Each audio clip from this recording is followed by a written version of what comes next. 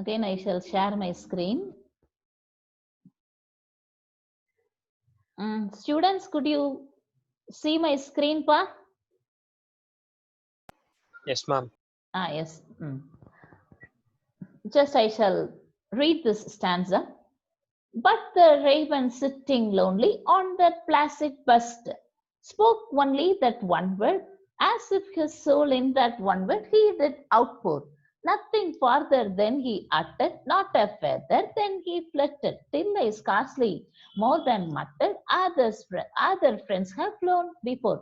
On the morrow he will leave me, as my hopes have flown before. Then the bird said, Nevermore. See, now the bird is sitting lonely on the placid bust. Placid means very calm. No one can make that person angry easily.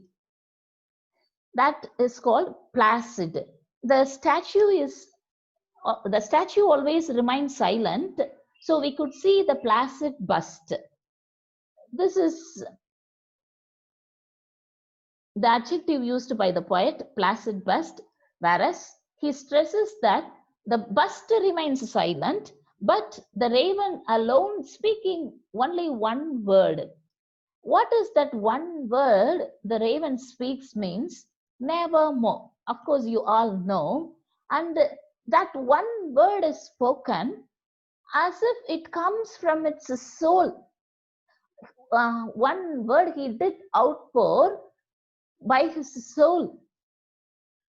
And I could remember John Keats' ode to a nightingale. John Keats also, he says, in the very first stanza, my heart aches and a drowsy numbness pains. My sins as though of hemlock I had drunk, or emptied some dull opiate and sunk in lethe wards. Like that, the poem goes on. And in the first stanza itself, last poetic line, in some melodious plot of beech and green, singest of the summer in full-throated ease. He says, the nightingale sings beautifully without any difficulty, very easily. It sings the song. But we teachers, we take lot of efforts, we take much effort, and there will be pain in the throat whenever we wanted to shout or increase our voice. But the bird, it speaks, it utters everywhere, every word easily. Like this, here also, Edgar Allan Poe, he says that this raven also pouring its one word by heart and soul, very easily. அப்படியே உள்ள இருந்து அழகா வருது அந்த ஒரு வார்த்தை அப்படின்னு சொல்றாரு. Then nothing farther than he uttered, he refers to the raven. The bird did not utter any other thing, none other than this one word, nevermore. Not a feather, then he fluttered. And it did not fly also, not a feather, then he fluttered, till I scarcely more than muttered. The poet, he speaks in a low voice. Oh, this bird has come in this midnight. All the other friends of this bird, all the other friends have flown before. They have left this bird alone. So this bird is separated from all its friends. தன்னந்தனியா இது தனியா தவிச்சிருச்சோ, மற்ற friends எல்லாம் போயிருச்சோ. So they have flown, fly, past participle, flown. So other friends have flown before. He says, on the morrow he will leave me.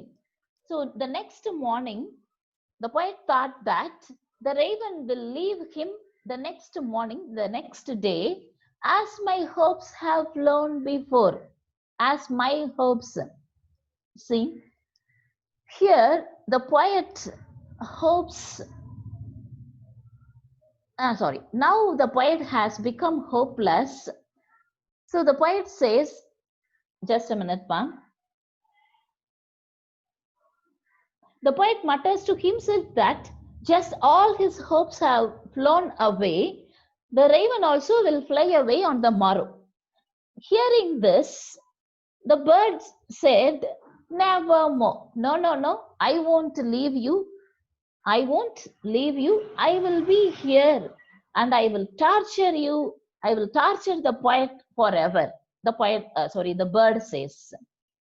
Then, next scene, startled at the stillness broken by replies so aptly spoken. Doubtless, said I, what it actors is its only stock and store, caught from some unhappy master, whom unmerciful disaster followed fast and followed faster, till his songs one burden bore, till the dirges of his hope that melancholy burden bore. See, this is the concluding line of this stanza. Startled at the stillness broken by reply so aptly spoken. The poet was very much admiring when the bird says, Nevermore. No, no, no. I will continuously remain on this placid bust and I will torture you. I will torture the poet forever. It says, so his and the startled at the stillness broken by reply so aptly spoken, doubtless said I, oh, what it utters its only stock and store. ச்சே, இந்த bird கிட்ட ஒரே ஒரு வார்த்தை தான் உள்ள இருக்கும் போலயே. That is the only stock. That is the only store. Caught from some unhappy master. This bird might have been trained by a master who is very unhappy. Are you all listening? The bird is trained by one of the masters who lives unhappily, okay, whom unmerciful disaster followed fast and followed faster. See, when we are happy, we will train animals or birds or even the child in front of us with positive words. When we are unhappy, we used to lament. Like that, this bird also was caught by an unhappy master and it was taught the only word, nevermore. இனிமேல் ஒண்ணுமே நடக்காது, இப்படியே தான், nevermore, nevermore. The same word is repeated again and again, trained by the master. Whom unmerciful disaster. Disaster, of course, you know. See, the poet wonders why the raven keeps repeating the word nevermore. Though in very apt context, he thinks that the bird might have learned from this unfortunate master who has ruined and lost all his hopes nevermore. Are you listening? Then, what is the disaster happened to this master? And what is the disaster, natural calamities occurred when the bird flies faster and faster, one burden bore, till the dirges of his hope. Dirge, of course, you know, dirge means, in Tamil we call Oppari. Till the dirges of his hope. See, H is capitalized here. Here it refers to the hope of the poet. Whereas the poet has lost his hope because the bird repeatedly says, nevermore, that melancholy burden bore. அது ரொம்ப சுமையை தாங்கி இருக்குது, இவராலையும் அந்த பேர்டன்ல இருந்து போக முடியல. Of never, never more. Then next he says, but the raven still beguiling all my fancy into smiling, straight I wheeled a cushioned seat in front of bird and bust and door.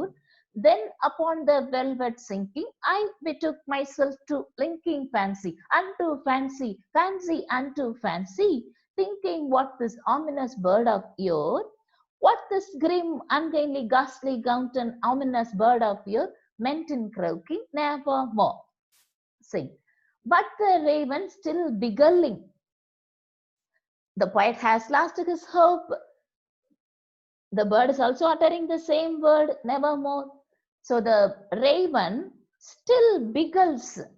Beguile means cheating. all my fancy into smiling. Fancy, of course, here it talks about imagination only. At least in my imagination, I will be happier. The poet thought, I will be reunited with my lady love, Lenore, he thought, but the raven bigglena cheating. Nevermore அப்படின்னு அந்த ஒரு வார்த்தையை சொல்லி ஏமாத்திருச்சு. Okay. But the raven still beguiling all my fancy into smiling. Then next, what the poet did means, straight I wheeled a cushioned seat in front of bird and bust and door. So far, he was just standing and asking questions, posing questions to the bird. But now, the poet, he just wheeled a cushioned seat in front of the bird.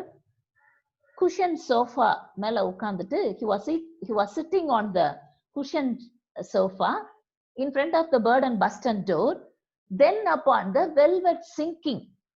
See, the sofa is covered, the cushion seat is covered with the velvet cover. When he sits, he could see the sinking, அப்படி அமங்கி அந்த pressing. Okay, அமங்கி உட்கார்றது தெரியுது. So the poet sits on a velvet cushion on which the lamplight is shining. See, I betook myself to linking fancy unto fancy, imagination unto imagination, thinking what this ominous bird of yours. See, what is the implied meaning of this sentence? Then upon the velvet sinking, the poet, whenever he sits on this cushioned bed or cushioned sofa, he recollects the lady love when he used to sit with her, spending his time with his lady love. You could understand. But now he is very sad. There is no such occasion will come in his life. At least in his imagination, he will be united with his lady love, he thought. Are you listening, pa? Understood this line? One of you answer, please.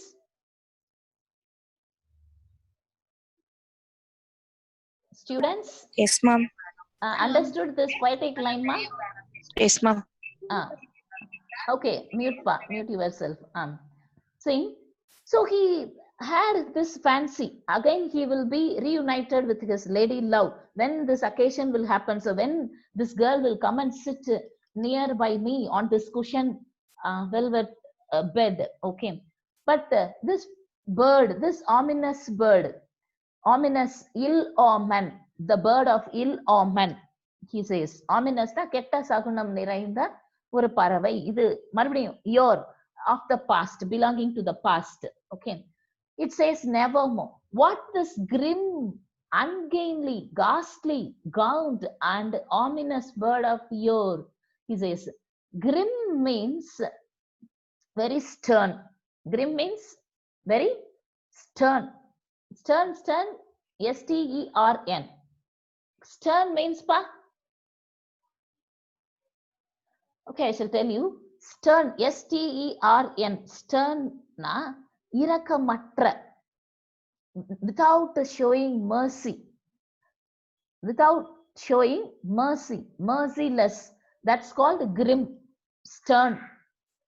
Ungainly, of course, there is no use. Ghastly means horror. Horror. And gaunt, G-A-U-N-T, gaunt means very thin, very lean. See, when a person suffers from a disease, he will become lean and lean. That thin, ரொம்ப ஒல்லி ஆயிருவாங்க சாப்பிடாம உடம்பு சரியில்லாம. That's what gaunt. Understood the meaning of these words? Grim, ungainly, ghastly, gaunt and ominous bird. How he shows his vengeance on this bird.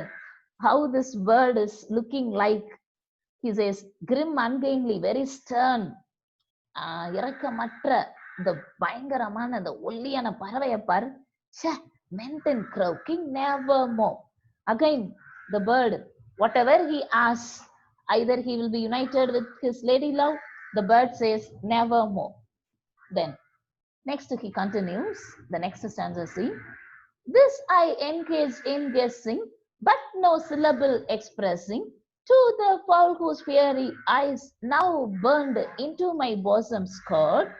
This and more I sat divining, with my head that is reclining on the cushion's velvet lining, that the lamplight clouded over, but whose velvet violet lining, with the lamplight clouding over, she shall press, nevermore. That's what the same thing he continues. This I sat engaged in guessing. He just sat on the velvet cushion and he is guessing, but no syllable expressing, but there is no expression from the bird, to the fowl whose fiery eyes, the eyes of the birds, the eyes of the bird are very fierce, very anger, red in color. அப்படியே இந்த bird ஐஸ்ல பார்த்தோம்னா red colour, கோபத்துல இருக்கிற மாதிரி, as if burned into my bosom skirt, அப்படியே pecking into his bosom. அவனோட செஸ்ட போட்டு கொத்தி கொத்தி, உனக்கு ஒண்ணு நடக்காது பாசிட்டிவா, நான் சேருவேன், I will be reunited with the girl, but it says nevermore, nevermore. This and more I sat divining. I was divining, I was thinking, okay, in a positive way, with my head at ease, reclining. Haba, அப்படின்னு சாஞ்சேன். Rest, reclining means to taking,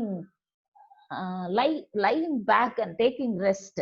Okay, reclining means, right, to lean, L-E-A-N, lean, சாயிறது, அப்படி just holding your head on the sofa, chair, or any other thing, okay, and taking rest.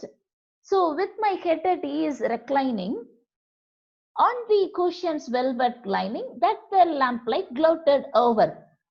The light lamp is shining on this velvet sofa also, but whose velvet violet lining, with the lamplight gloating. Gloating means falling over. The light is falling over on the sofa. In movies and all you have seen, இப்படி light focus ஆகும்ல, ஒருத்தருக்கு மட்டும் இப்படி ஸ்பாட்டா, like that. Okay, the velvet sofa மேல where the poet is sitting, so the light is glowing, okay, lamplight gloating over, she shall press, she will come, and she here refers to Lenore, his lady love. She shall press, she will come and sit nearby me, nevermore, but she is no more. Oh, what a pity. Same. Just a minute. Then methought the air grew denser, perfumed from an unseen censer, swung by seraphim whose footfalls tinkled on the tufted floor. Wretch, I cried, thy God hath lent thee by these angels he hath sent thee respite, respite, Annapanthy, from thy memories of Lenore. Quaff, quaff, this kind nepenthe unforget, this last Lenore, quoth the raven, nevermore. See, then methought the air grew denser. Now the poet imagines as if the lady love is sitting nearby himself, but it never happened so in his life because she is dead. At the time when he is thinking, the air grew denser. ஒரு ரொம்ப density air he could feel around him, as if he could not breathe easily. That dense kind of air he could feel, perfumed from an unseen censer. He could smell his lady love's scent also, we could guess in this line, or the angel's scent. It is an imagination only, no. So the poet thinks like this. What is this? Perfumed from an unseen censer. Censer, sorry. Denser, thick. Seraphim means angels, right? Seraphim means angels. Swung by seraphim, whose footfalls tinkled on the tufted floor. The angels, as if in Indian culture, they wear anklet. They wear anklet. The tinkling sound on the tufted floor, the poet could hear the tinkling sound. அப்படியே ஜல் ஜல் ஜல்னு அந்த சலங்கை ஒளி அவனுக்கு கேக்குது. Okay. Swung by seraphim, whose footfalls tinkled on the tufted floor. Wretch, I cried. Okay. The poet, wretch means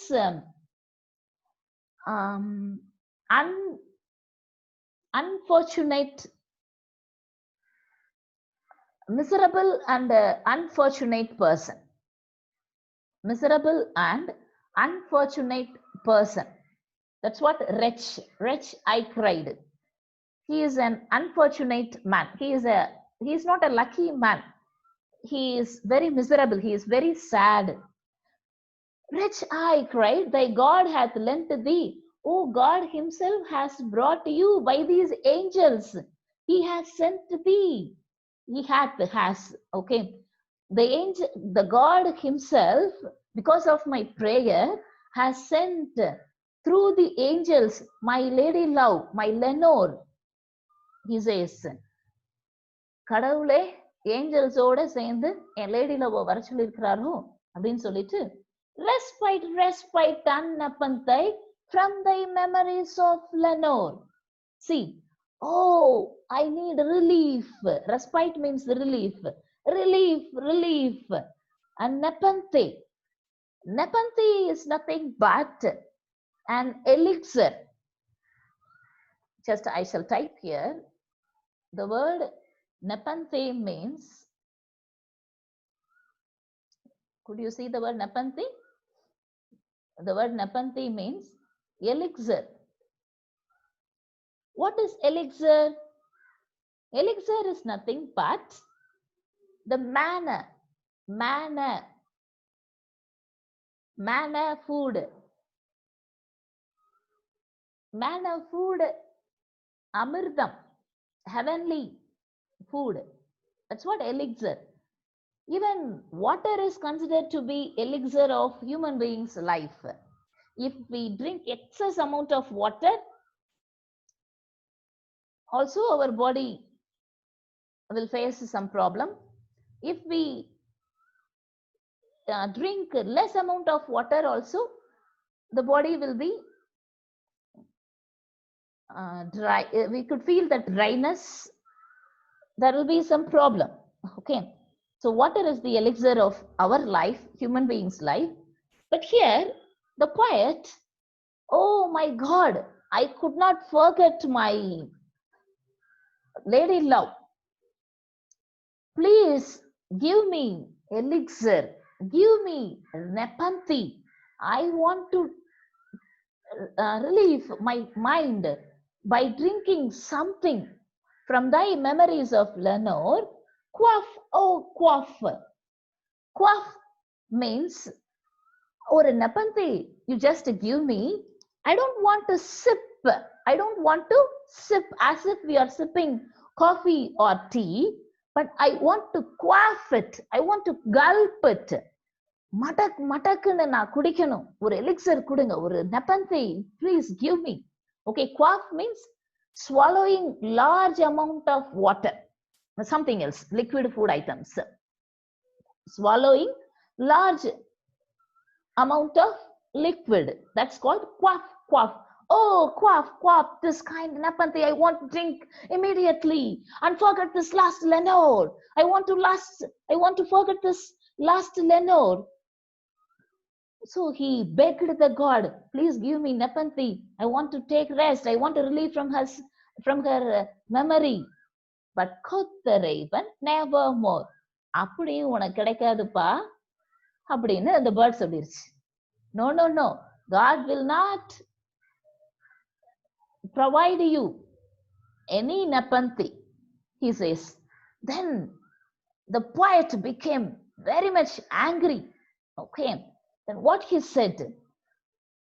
Just a minute.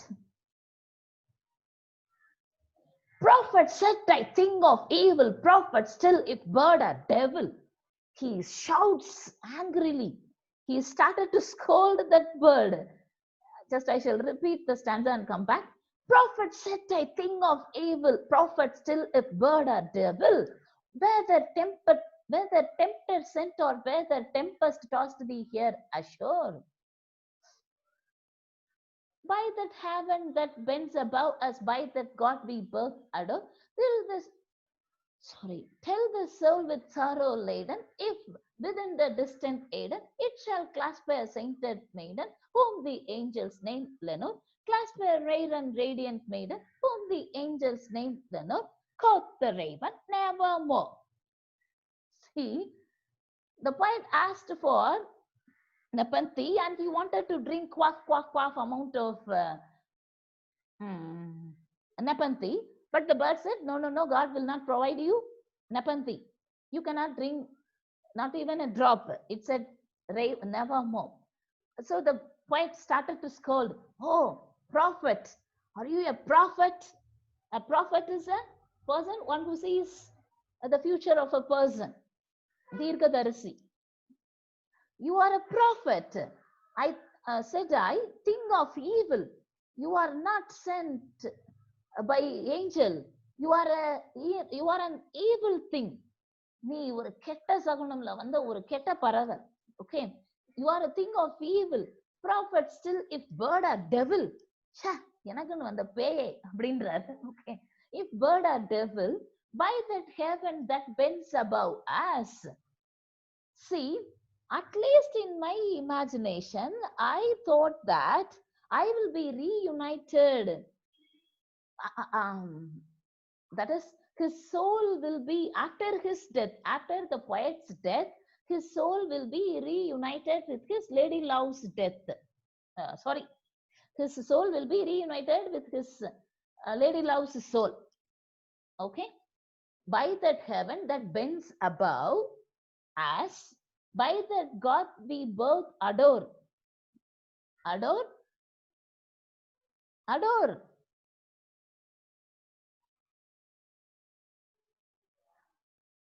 I adore God. I adore my students. I adore my teaching. Love. Of course, adore means love. Okay. By that God we both adore. Adore, we both love. That's what the poet and the Lenore, and the lady love, Lenore, they both loved. At least in heaven, our soul will be reunited, he said. Tell the soul with sorrow laden, the பாரம் சமந்த நெஞ்சு, at least in the சொர்க்கத்துல போய் reunion ஆகுமா? Okay. Within the distant Eden. Eden means here it refers to heaven. Eden. Eden garden, the paradise. Okay. Heaven. At least in heaven we will be reunited. It shall clasp a sainted maiden. It shall clasp. I would like to hold the hands of my sainted maiden. Saint, punidamana maiden, the girl, okay, who is a virgin. She is a woman of purity, okay, whom the angels named Lenore. Clasp a rare and radiant maiden. At least I would like to clasp the hands of my lady love, who is very rare and radiant maiden. Be brighter. Avala poi na sandipen, whom the angels named Lenore. And again the bird said, quoth the raven, nevermore. Then the poet again, he becomes angry. He says, but the word, our sign of parting, bird or fiend, I shrieked, upstarting. Get thee back into the tempest and the night's Plutonian shore. Leave no black plume as a token of that lie thy soul hath spoken. Leave my loneliness unbroken, with the bust above my toe. Take thy beak from out my heart, and take thy form from out my toe. Quoth the raven, nevermore. See, be that word or our sign of parting, bird or fiend. I shrieked upstarting. The poet. Oh, sorry.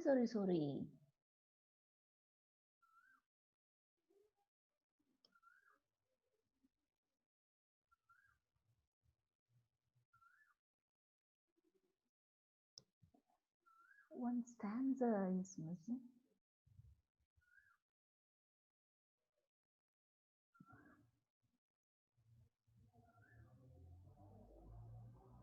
Ah, yes. Luckily, I found out. It's here. Sorry. Prophet said, I think of evil. Prophet still, if bird or devil. I have slipped a slide. Sorry, ma.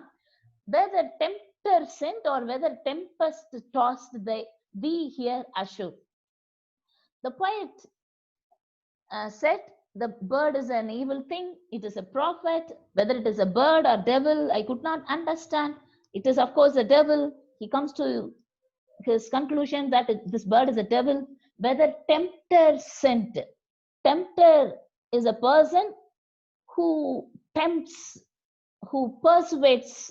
யாரோ உன்னைய தூண்டி விட்டு என்கிட்ட அனுப்பிச்சிருக்கிறாங்களா? Tempter sent. Whether tempter sent or whether tempest tossed, or tempest means large waves, large, and the tide we call ocean tide.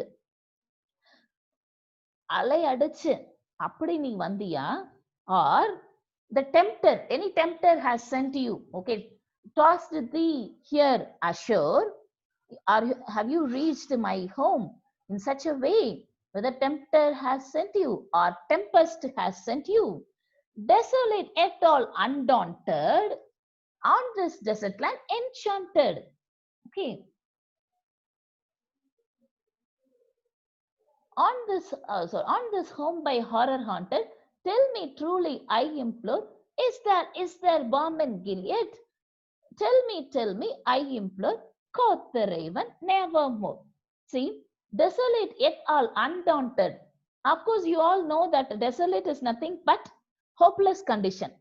Okay, undaunted means unafraid. Daunt, courage. How dare you? Dare, courage. Undaunted means without any fear. Unafraid. Please write. Undaunted means unafraid. On this desert land, enchanted. See, the desert land is enchanted. Enchanted. I could remember La Belle Dame Sans Mercy.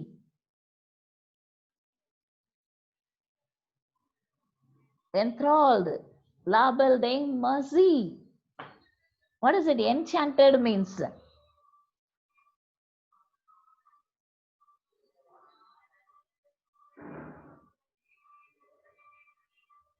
Enchanted. Chanted means. Chant means what? மந்திரம் சொல்றதா? Very good. Online class. அப்புறமா பேசணும். Very good, pa. Chanting the mantras. Okay. Enchanted, na, but the whole desert land will become enchanted.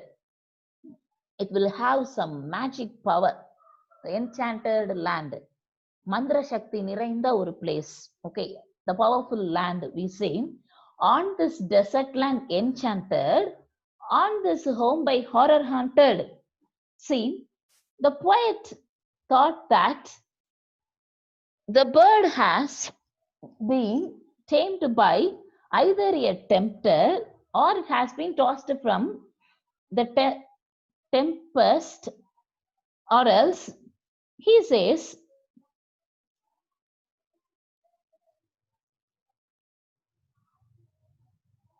the poet is alone, the bird has come to his house, and the bird becomes undaunted, it is fearless, and makes his home a desert land, enchanted by the power of this bird.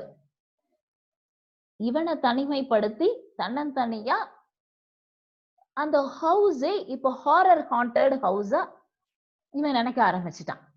The devil it is. Tell me truly, I implore, I request. Implore means, said, request. Is there balm in Gilead? Okay. Oh, my raven, please tell me, I request you.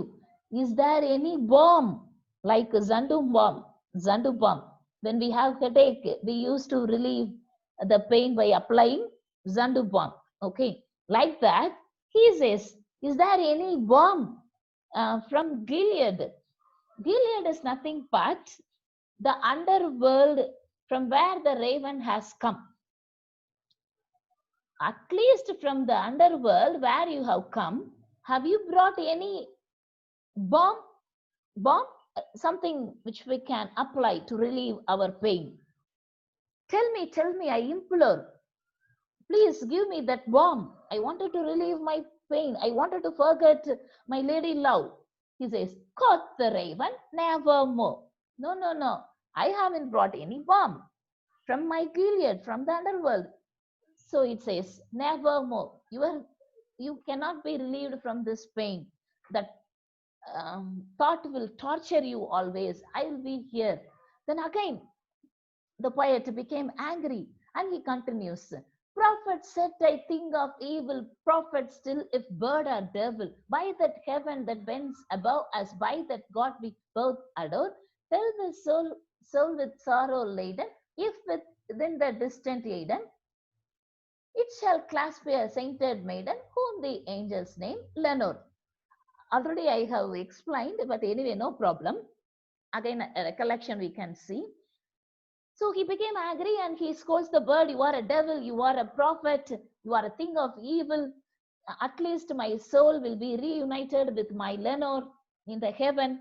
Okay, where that's what, with the sorrow laden, if already explained, within the distant Eden, it shall clasp a sainted maiden.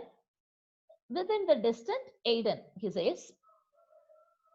So the poet, the indignant poet, okay, indignant means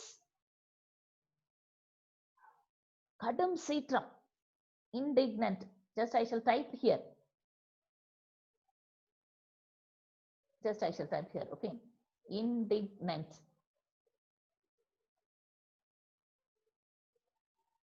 Indignant means very much angry. Kadam sitrathoda. Okay. The indignant poet swears by God and heaven and asks the devil, this devilish raven, okay, if his soul can embrace the spirit of Lenore in Eden, the heaven, okay. The poet is referring here to his death wish. Oh, please take the soul from me. I want to die. I don't want to live in this world. So he wishes for death. He wants to leave this earth, and his soul must reunite with his lady love in Eden, in that heaven. It shall clasp. At least we will reunite. I will reunite with the Lenore's soul in Eden, he says. But the raven, okay, he says, nevermore. No, it is not at all possible. It is not at all possible. You won't be reunited in the heaven also, he says. Then the poet again became angry in his indignant manner. He says, be that word our sign of parting, bird or fiend, I shrieked upstarting. Get thee back into the tempest and the night's Plutonian shore. Leave no black plume as a token of that lie thy soul hath spoken. Leave my loneliness unbroken. Quit the bust above my door. Okay. Take thy beak from out my heart and take thy form from off my door. Quoth the raven, nevermore. See, of course, this is the last, but the second stanza, the penultimate stanza of this poem. Be that bird our sign of parting, bird or fiend. In Macbeth play also, you have seen fiend like queen, Lady Macbeth. Lady Macbeth is called fiend like queen. Fiend means full of having wickedness. Okay, wickedness. Wicked, wicked, WICKED. Wickedness. எல்லாத்தையும் ஏமாத்துற, cheating, all. Okay. This is a bird or fiend, wicked. Okay.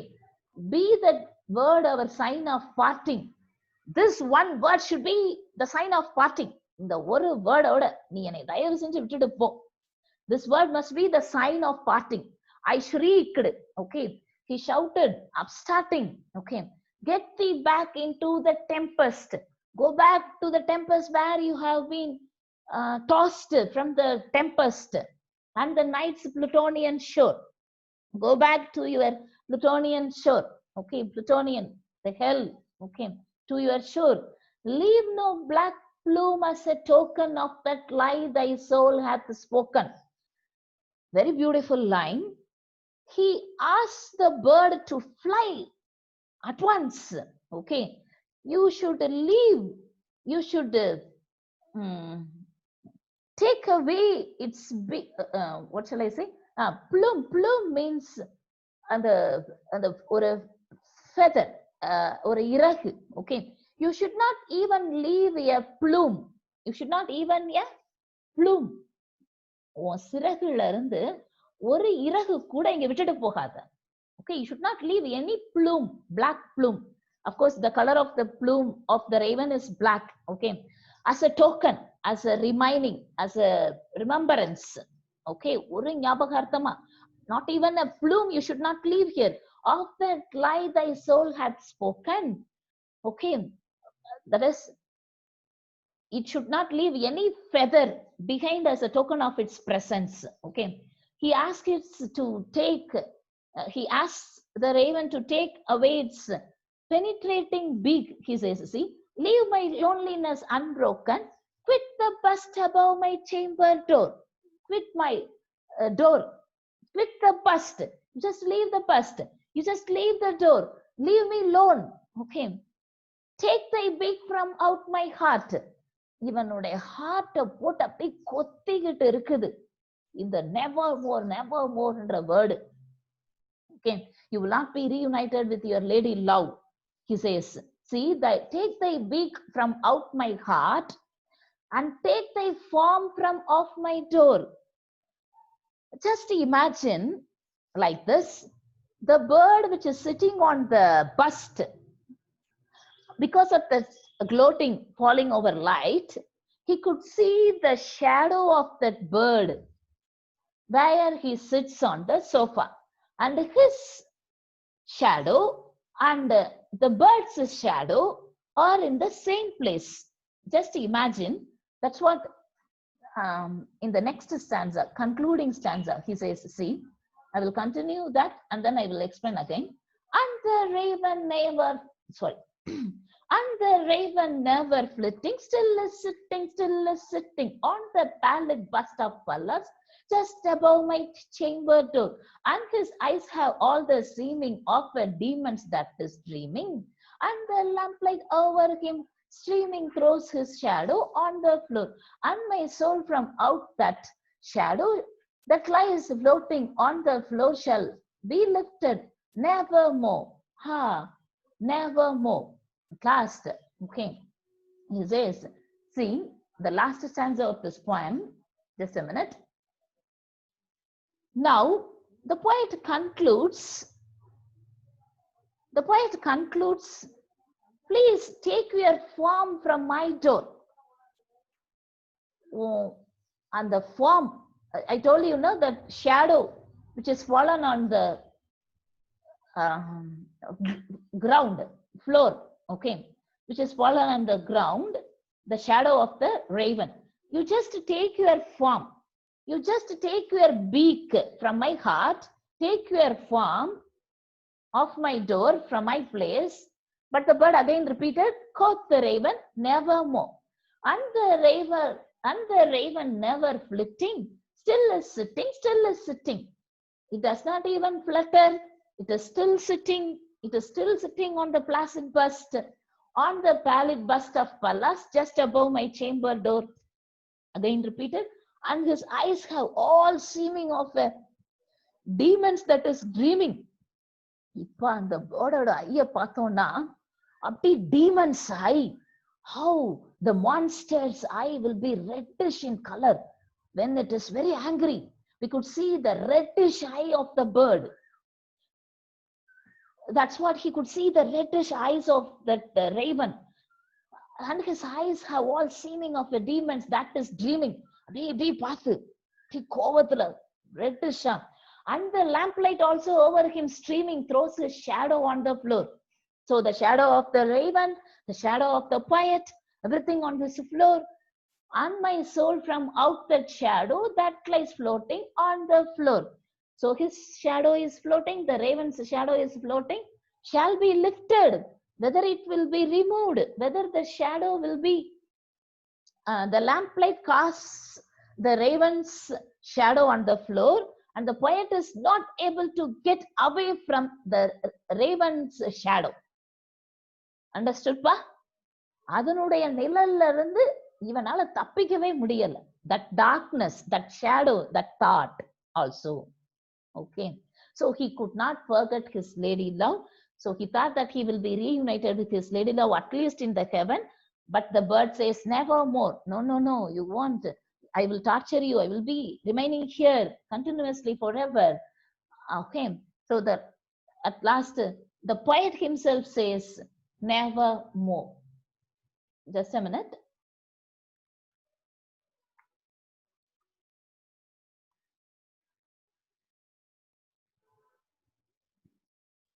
Okay.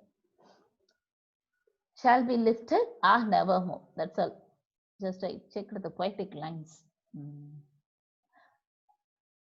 Understood the poetry, pa?